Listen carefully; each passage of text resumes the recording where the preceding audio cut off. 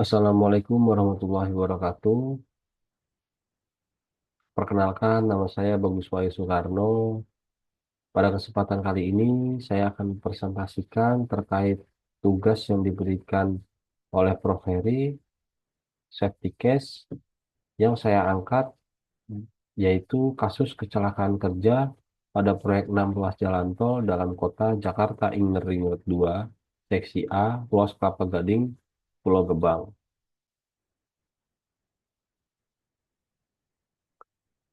Nah, berikut gambar proyek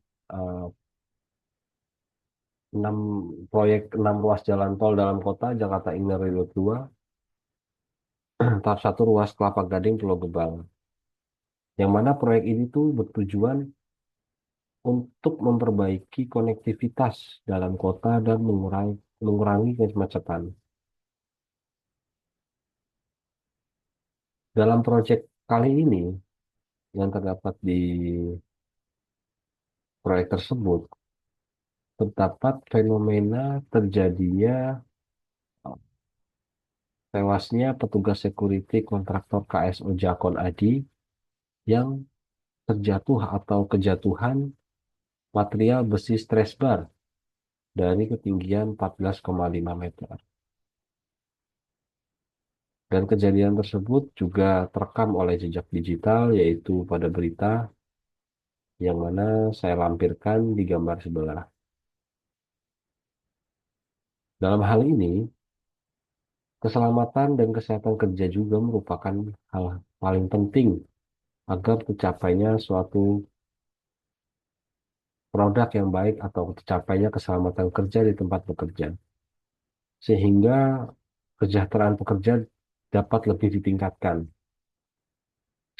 Sistem keselamatan dan kesehatan kerja juga itu meminimasi resiko terjadinya kecelakaan kerja yang menimpa fisik ataupun mental dari pekerja. Jadi dalam hal-hal yang terdapat fenomena terjadinya security tertimpa stress bar dari ketinggian 14,5 meter, bahwasanya proyek tersebut tuh sudah melakukan yaitu pekerjaan perapatan segmen-segmen beton atau box girder jalan tol layang di area bawah. Pekerjaan tersebut telah ditutup dan dibatasi oleh movable barrier serta dijaga oleh petugas keamanan. Sehingga hal-hal yang sudah dilakukan oleh proyek tersebut pun sudah diterapkan untuk meminimalisir terjadinya kecelakaan dalam perapatan segmen beton atau girder. Hal ini skenario kasus yang terjadi yaitu kecelakaan itu terjadi saat tengah dilakukan perapatan antara segmen beton, sebuah stress bar yang telah disiapkan, yang dimaksudkan untuk menyatukan kedua segmen tersebut secara tidak sengaja.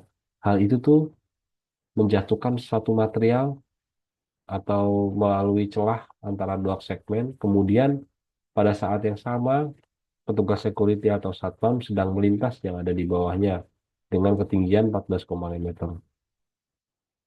Sehingga mengakibatkan tewasnya satpam tersebut. Sehingga untuk mengantisipasi resiko sangat diperlukan dalam manajemen K3. Manajemen K3 juga dibutuhkan sebagai antisipasi terhadap adanya bahaya dan resiko. Untuk mengetahui manajemen resiko, langkah awal yang dilakukan adalah dengan menentukan sumber bahaya. Lalu langkah selanjutnya yaitu menentukan identifikasi resiko, penilaian, dan evaluasi resiko, serta menentukan langkah atau strategi penanganannya.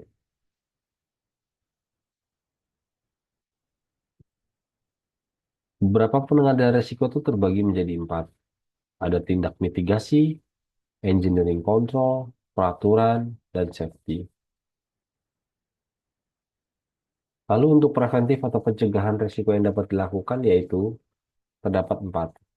Yaitu satu, menggunakan alat pengangkatan yang tepat untuk memindahkan material.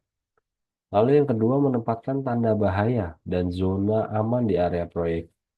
Ketiga, memberikan pelatihan K3 kepada para pekerja. Lalu yang terakhir, memastikan para pekerja menggunakan APD dalam kondisi baik dan benar.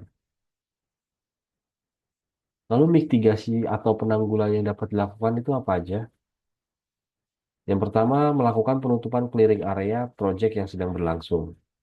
Lalu kedua, segera melakukan perbaikan sistem K3 untuk menghindari terjadinya kecelakaan kerja yang terulang. Berikut eh, yang bisa saya sampaikan terkait safety case yang terjadi di proyek tersebut. Kurang lebihnya, mohon maaf. Wassalamualaikum warahmatullahi wabarakatuh.